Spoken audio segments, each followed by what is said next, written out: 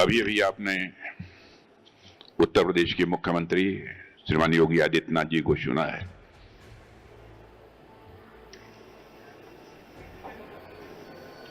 उत्तर प्रदेश को किस तरीके से वो गवर्न कर रहे हैं, किस तरीके से चला रहे हैं, मैं समझता हूं कि उनकी बातों से सहज रूप से ही आप आश्वस्त हो गए होंगे कि उत्तर प्रदेश स्टेट परफॉर्मेंस की यदि रेटिंग करनी हो तो सहज तरीके से ही कोई कह सकता है एक्सीलेंट। ऐसे यशस्वी मुख्यमंत्री श्री योगी आदित्यनाथ जी, श्री एच.डी. कुमारस्वामी भारी उद्योग और सार्वजनिक उद्यम एवं इस्पात मंत्री भारत सरकार, उप मुख्यमंत्री श्री ब्रजेश जी पाठक, वित्त मंत्री श्री सुरेश कुमार जी खन्ना, उद्योग मंत्री नंद गोपाल जी गुप्ता, परिवहन मंत्री दयाशंकर सिंह और यहाँ के लोकप्रिय विधायक श्री राजेश्वर सिंह, अपर मुख्य सचिव Shri Deepak Kumar, CEO Shri Manoj Kumar Singh, Shri Prakash ji Hinduja, chairman Hinduja group Europe, Shri Ashok Hinduja, chairman Hinduja group of companies India, Shri Ajay Hinduja, Shri Dheeraj Hinduja, Shri Som Hinduja, Shri Yash K Chadha, strategic adviser Hinduja group, Shri Senu Agarwal MD CEO, यहां पर मौजूद अन्य देवियों व सज्जनों तथा मेरे मीडिया के मित्रों, आज मुझे प्रसन्नता है कि यहां पर world class green field integrated commercial vehicle manufacturing unit का उद्घाटन हुआ है। मैं मानता हूं कि लखनऊ वासियों के लिए नहीं, पूरे उत्तर प्रदेश के लिए यह निश्चित रूप से एक बहुत ही सुखद क्षण है। और यह जो स्थापित हुआ है उत्तर प्रदेश के हृदय लखनऊ की धरती पर, इस आधुनिक फैसिलिटी की शुरुआत प्रदेश की औद्योगिक यात्रा में एक मील का पत्थर, एक माइलस्टोन साबित होगी, ऐसा मेरा पक्का विश्वास है। मैं इस उपलब्धि के लिए दुनिया की सबसे बड़ी ऑटोमोबाइल कंपनीज में से एक अशोका लेलैंड और हिंदुजा समूह को मैं विशेष रूप से उनके प्रति आभार व्यक्त करता हूं और उत्तर प्रदेश की जनता को मैं इसके लिए हार्दिक बधाई देता हूं।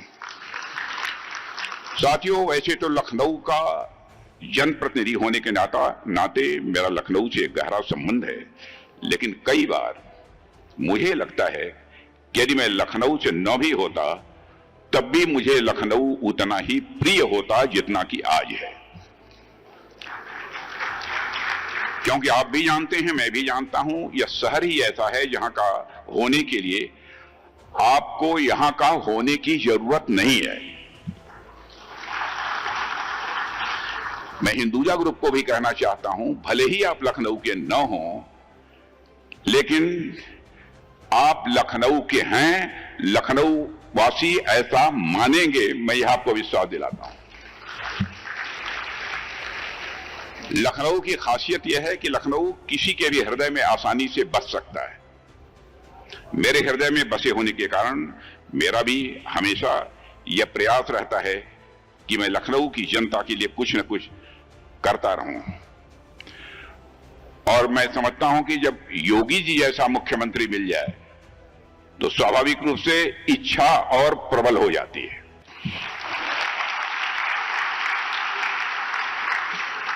और साथियों, मेरा तो वैसे भी अक्सर लखनऊ आना जाना लगा रहता है, लेकिन बीते कुछ समय में मेरा यहां आना जाना और भी बढ़ गया है। अभी पिछले ही हफ्ते प्रेरणा स्थल का एक उद्घाटन हुआ है। मैं समझता हूं बाहर से जो लोग यहां पर आए होंगे, यह अद्भुत कार्य यहां के मुख्यमंत्री योगी आदित्यनाथ जी ने किया है। प्रेरणा स्थल देखने लायक है, वहां जाकर उसे आप सबको देखना चाहिए। और आज इस वर्ल्ड क्लास मैन्युफैक्चरिंग यूनिट के उद्घाटन के अवसर पर मैं आप सबके बीच हूं और यह देखकर कितना अच्छा लगता है कि उत्तर प्रदेश किसी जमाने में बीमारू राज्य कहा जाता था। जिस उत्तर प्रदेश की पहचान को गुंडा राज और अपराध से जोड़कर देखा जाता था, आज उसी उत्तर प्रदेश में आए दिन उद्योग स्थापित हो रहे हैं। इससे बड़ा अचीवमेंट इस स्टेट का क्या हो सकता है। आज उसी उत्तर प्रदेश की पहचान एक ऐसे राज्य के रूप में हो रही है जो देश के विकास में बढ़ चढ़ कर अपना मेजर कंट्रीब्यूशन दे रहा है। देवियों और सज्जनों, आज उत्तर प्रदेश में देश की सुरक्षा से जुड़े काम भी शुरू हो चुके हैं। सरकार ने यहां डिफेंस कॉरिडोर बनाया है। इसका मतलब सेनाओं के लिए हथियार, गोला बारूद और लड़ाकू जहाजों से जुड़ा सामान अब हमारे इस उत्तर प्रदेश में ही बनेगा।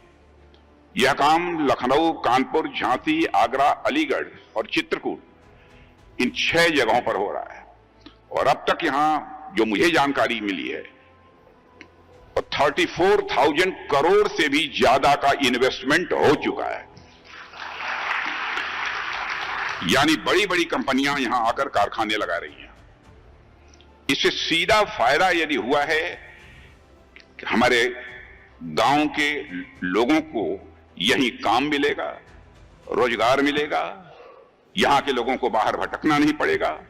और इसके अलावा लखनऊ में तो ब्रह्मोस एरोस्पेस की फैक्ट्री भी लगी है जो ब्रह्मोस मिसाइल बना रही है, जिसका करिश्मा आप लोगों ने ऑपरेशन सिंदूर के दौरान देखा होगा। साथियों, अब यह मिसाइल बाहर से बनकर नहीं आती है, हमारे अपने देश में और अपने उत्तर प्रदेश में ही बनती है।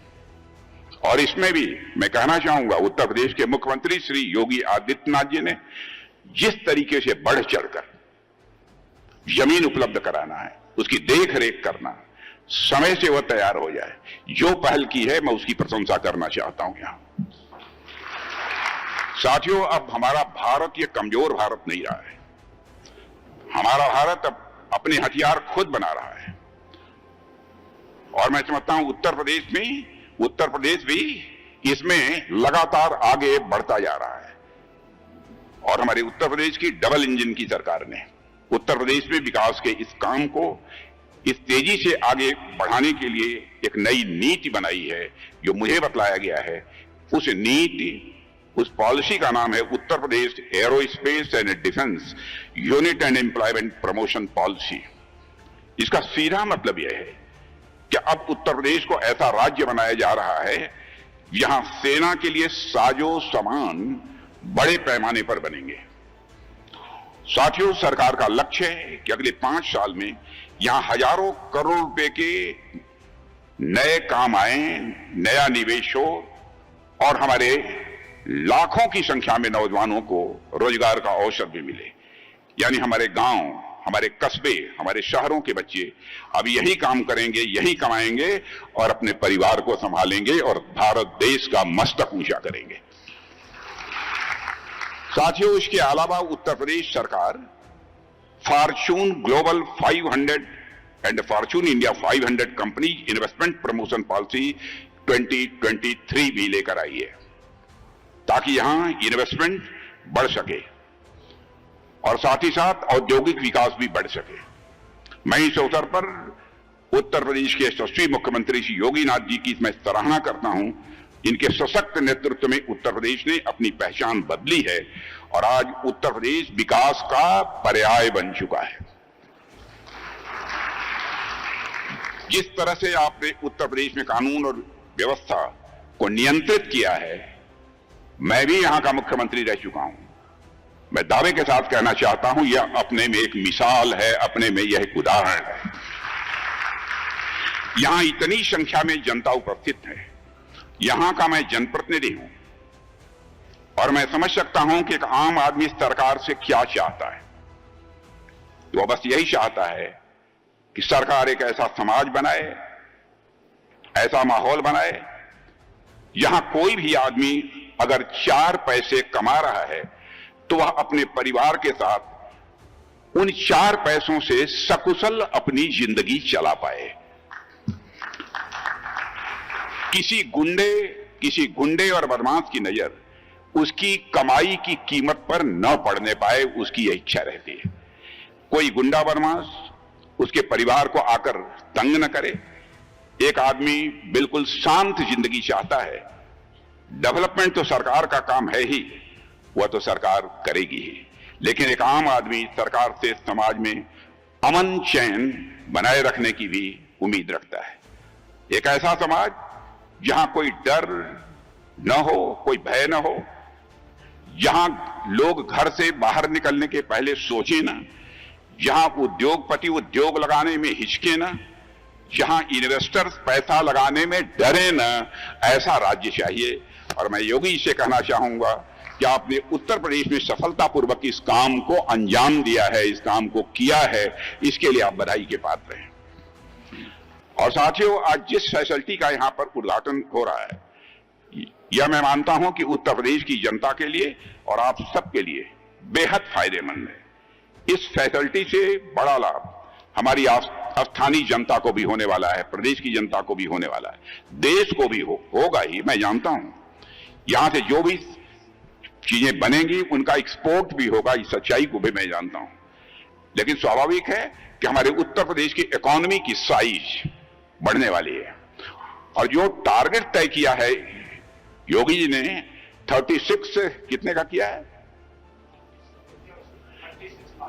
36 लाख करोड़, 36 लाख करोड़। मैं समझता हूं कि इस टारगेट को अचीव करने में हमारे इस प्लांट का भी एक मेजर कंट्रीब्यूशन होगा, ऐसा मेरा पक्का विश्वास है। मुझे बतलाया गया है कि लगभग 70 एकड़ में ये संयंत्र फैला हुआ है और इस पूरी फैसिलिटी का निर्माण 60 महीने में होना था, लेकिन आप लोगों ने इसे रिकॉर्ड 18 महीनों में ही पूरा कर दिया।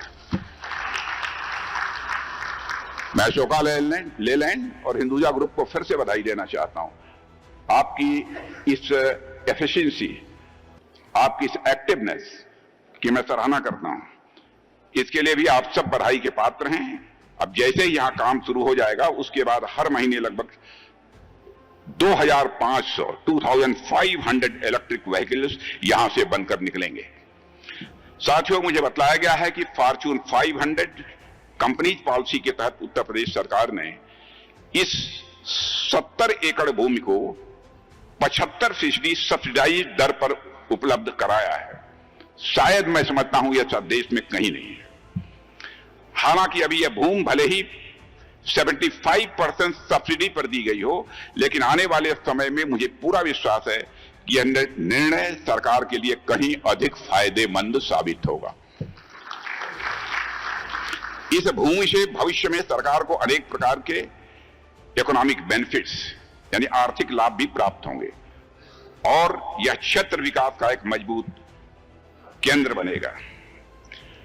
मैं योगी जी के बारे में कह सकता हूं, मैं समझता था कि आप राजनीति के ही माहिर हैं, लेकिन मैं तो इस नतीजे पर पहुंच गया कि आप तो अर्थशास्त्र में भी माहिर हैं।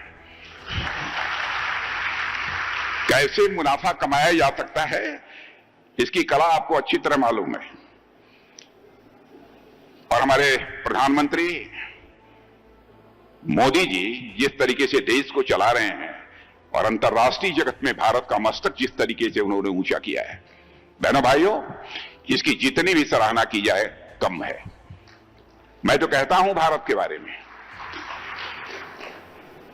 पहले इंटरनेशनल फोरम पर भारत कुछ भी बोलता था तो भारत की बातों को जिस गंभीरता पूर्वक लिया जाना चाहिए, इंटरनेशनल फोरम पर नहीं लिया जाता था।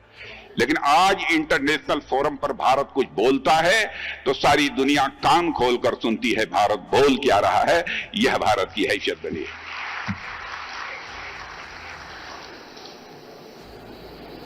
और भारत तेजी से आगे बढ़ रहा है। हमारे उत्तर प्रदेश का भी एक मेजर कंट्रीब्यूशन है उसमें।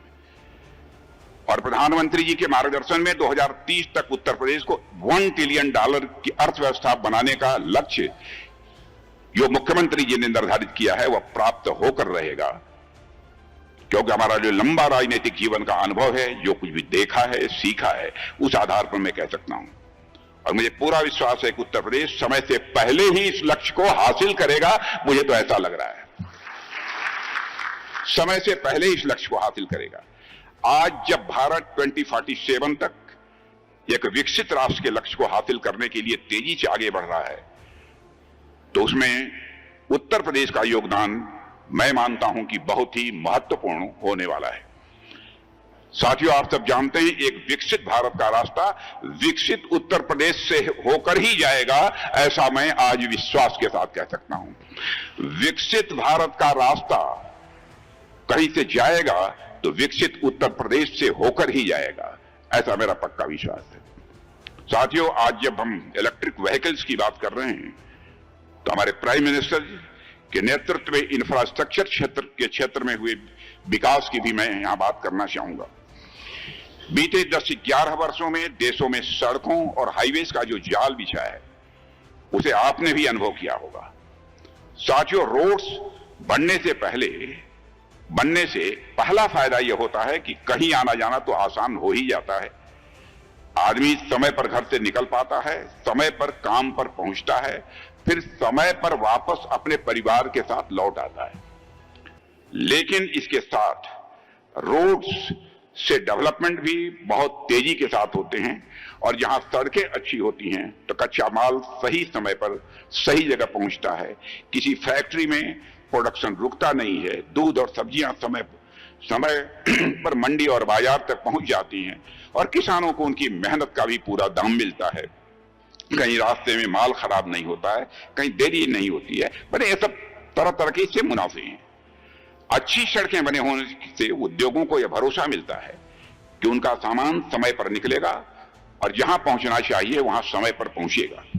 व्यापारी भी निश्चिंत रहता है और पैसा लगाने वाला भी पूरी तरह से निश्चिंत रहता है और आम आदमी भी निश्चिंत रहता है। इसलिए हमारा ध्यान सिर्फ उत्तर प्रदेश पर ही नहीं बल्कि देश भर में सड़कों की जाल बिछाने पर है, ताकि हम सब एक विकसित भारत के निर्माण की ओर और भी तेजी से बढ़ सकें। और हमारे प्रधानमंत्री जी के नेतृत्व में यह काम बहुत ही सफलतापूर्वक तेजी के साथ हमारे देश में हुआ है। यदि आज लखनऊ जैसे शहर में इलेक्ट्रिक व्हीकल्स की इतनी बड़ी फैक्ट्री की शुरुआत हो रही है तो उसके पीछे उत्तर प्रदेश की कानून व्यवस्था और सड़कों तथा इंफ्रास्ट्रक्चर के जाल का एक बहुत बड़ा योगदान है। और साथियों, इस फैक्ट्री का शुरू होना केवल अशोका लेलैंड की सफलता की कहानी नहीं है, बल्कि यह हमारी नीतियों पर उद्योग जगत के विश्वास की भी यह कहानी है। हमारी सरकार ने हमेशा जनता के हितों को ध्यान में रखते हुए इंडस्ट्रियल डेवलपमेंट को सदैव बढ़ावा दिया है।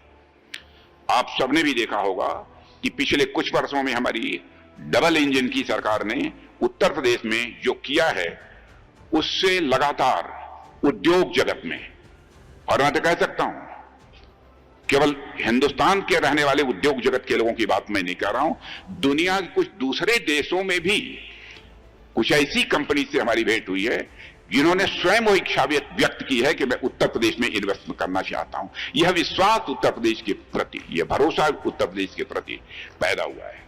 और साथियों, आज इस फैसिलिटी में वर्तमान इन्वेस्टमेंट लगभग 250 करोड़ का है जो मुझे बतलाया गया है, और आने वाले समय में यही इन्वेस्टमेंट बढ़कर मोर देन 1000 करोड़ माने 1000 करोड़ से ज्यादा तक पहुंचने वाला है।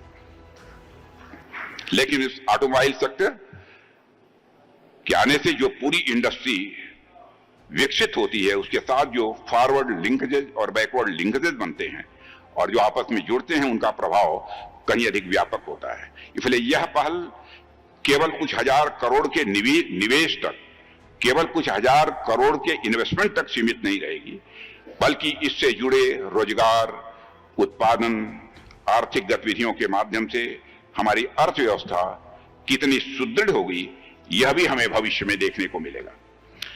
साथियों, हमारी सरकार ने मोदी जी के नेतृत्व में औद्योगिक विकास को मजबूत करने के लिए कई महत्वपूर्ण कदम उठाए हैं। आज आप देखिए, भारत में हमने मेक इन इंडिया पहल शुरू की है। तमाम बड़ी चीजें जो पहले विदेशों से आती थीं आज वह भारत में बनने लगी हैं, भारतवासियों के हाथों से बनने लगी हैं।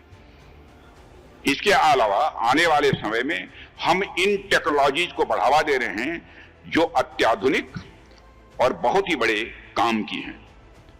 जैसे आने वाले कुछ सालों में तेल से चलने वाली गाड़ियां कम दिखेंगी, इलेक्ट्रिक गाड़ियां ज्यादा दिखेंगी, और पर्यावरण के लिए भी जरूरी है कि हम इलेक्ट्रिक व्हीकल्स को जितना भी बढ़ावा दे सकते हैं इलेक्ट्रिक व्हीकल्स को बढ़ावा दें। इसलिए हमारी सरकार भविष्य की इन टेक्नोलॉजीज पर अधिक ध्यान दे रही है, उनको बढ़ावा दे रही है। इसके लिए तमाम नियमों को आसान बनाया जा रहा है और बनाया भी गया है ताकि उद्योग स्थापित करना आसान हो। जो कठिन नियम पहले थे, जो बहुत ही कॉम्प्लिकेटेड, जो कुछ ऐसे रूल्स थे, लॉज थे, उनको सिंप्लीफाई काफी हद तक किया गया है। और किसी भी औद्योगिक यूनिट को कोई डॉक्यूमेंट वेरीफाई कराने के लिए दिक्कत न आए, इसके लिए हम ऑनलाइन व्यवस्था भी पहले से अब लेकर आए हैं। इससे काम में जल्दी भी होती है, भ्रष्टाचार भी नहीं होता है। हमारे इन प्रयासों से उद्योग जगत का भरोसा स्वाभाविक रूप से पहले के कंपैरिजन में सरकार के प्रति बढ़ा है। इसके अलावा उन उद्योगों में काम करने के लिए हम अपने नौजवानों की स्किल डेवलपमेंट पर भी पर्याप्त ध्यान दे रहे हैं।